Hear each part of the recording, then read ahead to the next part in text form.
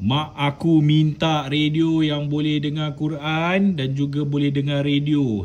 Pening aku mencari. Scroll TikTok, nasib baik aku jumpa. Dan korang boleh beli juga kat mak korang. Simple je guys. Kau tekan macam ni untuk dengar Quran. Kau tunggu jap.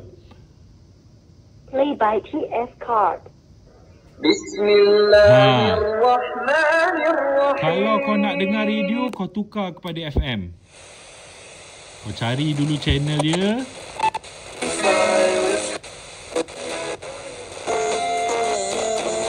Guys. Simple guys. Harga dia murah sangat-sangat. Senang dan benda ni tahan lama guys. Bateri dia bateri dia macam ni, besar gedabak, tahan lama.